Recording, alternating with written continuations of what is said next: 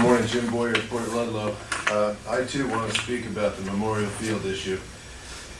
This is portrayed in the paper as if somebody just opened the door and said, "Oh, look, we're running out of cash here." I spoke with a good friend of mine who is a former budget manager in Washington, D.C. and worked with the Clinton-Gore team on their cost-cutting measures through the 90s.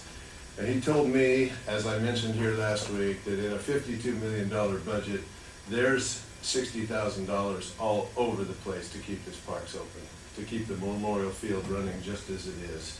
And now I'm reading that we're going to have a collaborative effort of all these people, which is somewhat, to me, a veiled threat of, we're going to close the park if you don't step up, close the field, if you don't step up and pay for it. So I went in and looked to try to understand the budget myself and look at the numbers. And last summer, when the budget was put in, it was put in for zero. And it says in the objectives for fiscal year 2010, transfer or decommission the Memorial Field. So this has been going on for a while, and now it's being portrayed to the newspaper as if, my goodness, we don't know where this came from, but we'll threaten everyone. We're going to close it down and stop all the scheduled activities for the summer if you don't step up and pony up.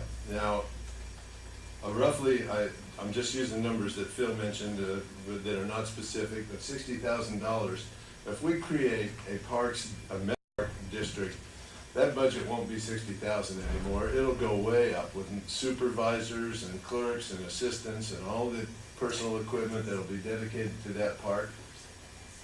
And we'll pay much more than we're paying now. So, if I'm not mistaken, the instructions are already out to prepare for a special election, to look at putting this to the people, putting this threat of losing the park to everyone in June or July.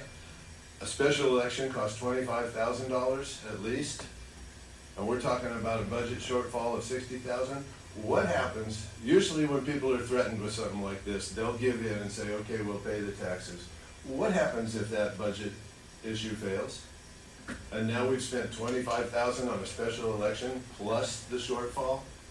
It's something to think about. I think we could step up and find this money without putting the citizens up to this and threatening the children like this.